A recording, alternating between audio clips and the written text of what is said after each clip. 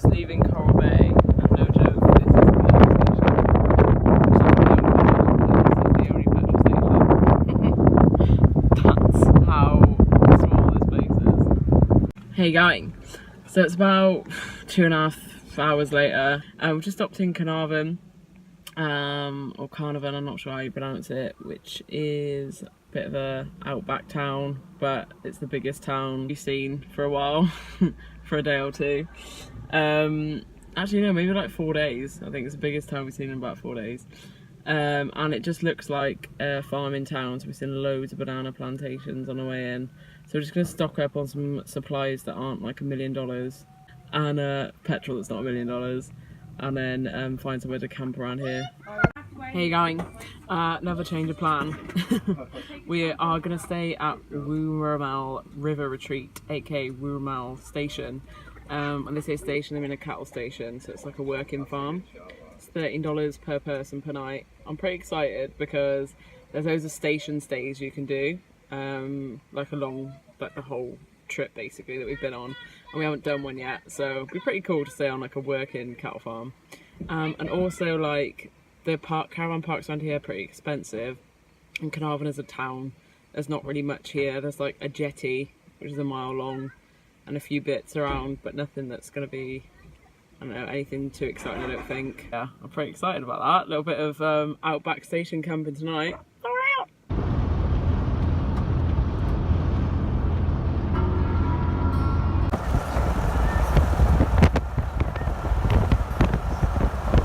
Good morning.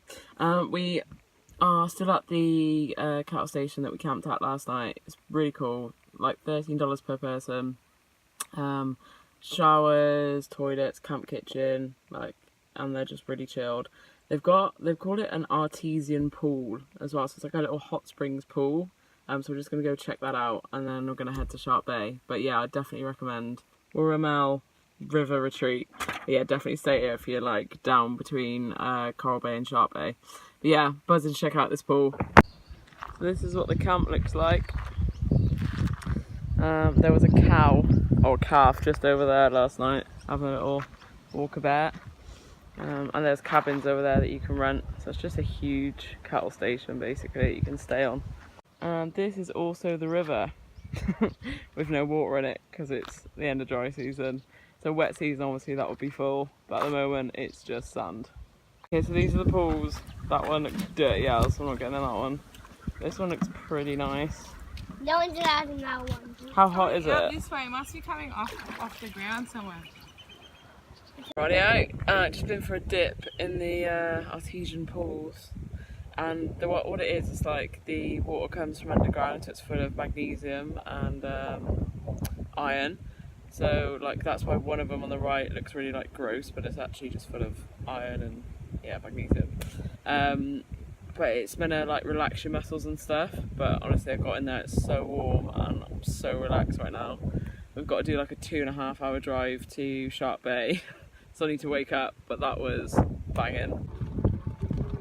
Just passing through.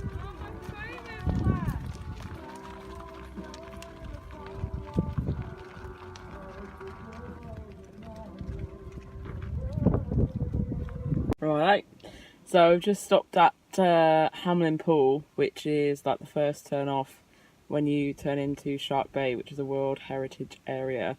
And I think Hamelin Pool is like a marine kind of reserve as well. There's some pretty cool history here, I think, like dating back millions of years, and a nice little boardwalk, so we're just going to do that as we're passing. But it looks like a nice place. Haven't actually been anywhere yet because it's pretty windy, so I thought I'd just speak in the car and then show you what I can. So I've just read the info board, and there's stromatolites around here, which is the reason that it's a World Heritage Area, to show you what marine life would have been like 3 billion years ago. So it's pretty interesting. So these are the stromatolites. If you can hear me over the wind. Just at the end.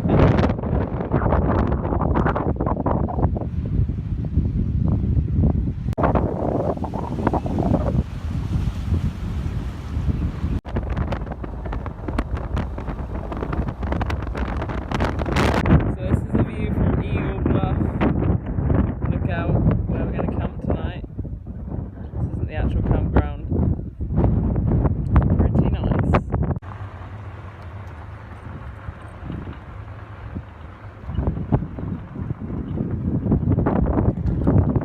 So this is where we camped last night.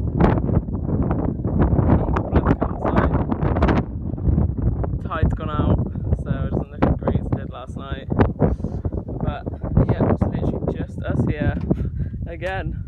Hey guys, we're just fueling up in Dedham, brackets Shark Bay, which is about 20 k's north of where we camped last night at Eagle Bluff.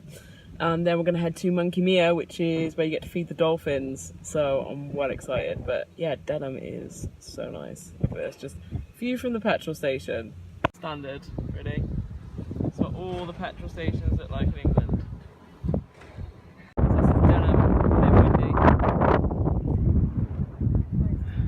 but still pretty banging.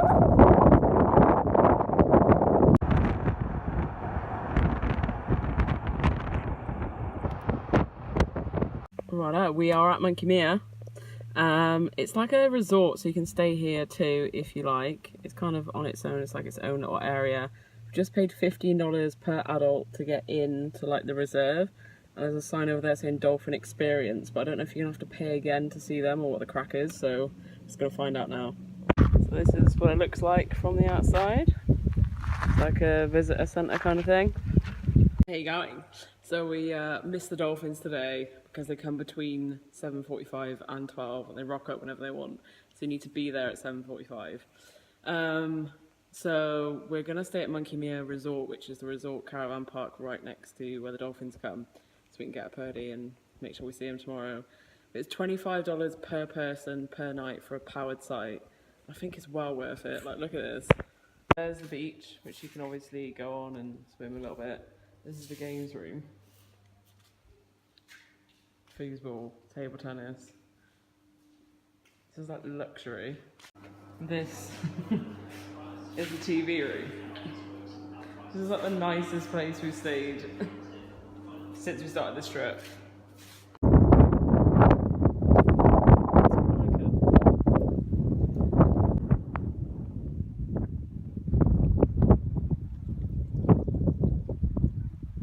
Righto, we're still at Monkey Mia Resort Caravan Park, and I've just noticed I burnt my nose today, apparently. We've caved and bought dinner, because we never buy dinner, ever. And there was the restaurant we walked through, and it was like $26 for fish and chips. We're like, nah. So we've come to the bar that sells food all the time, like all day, it's not like the restaurant.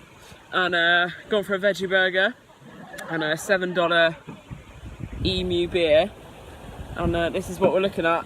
$7 beer. There's a beach view though, not bad. I'll take that. 7:30 AM and there are the dolphins just waiting for their fish. Just waiting for like the ranger.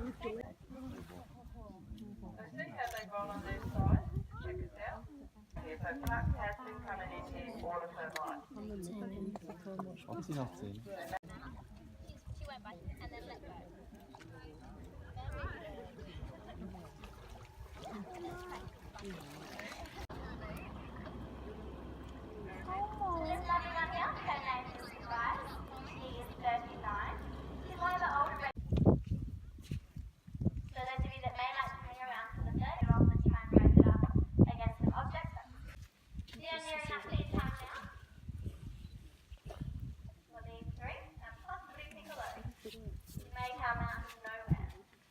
Rightio. So yeah, we've just done the dolphin experience at Monkey Mia, whatever.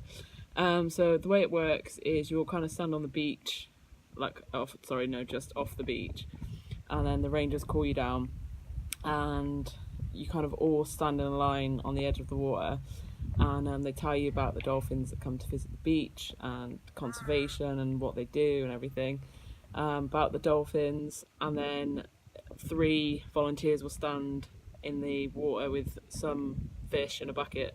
There's only about, I don't know, between 3 and 5 fish in each bucket, and there's 3 volunteers, so I don't know, total maximum of 15 fish. So they will just pick people at random to feed the dolphins, like, you know, the public.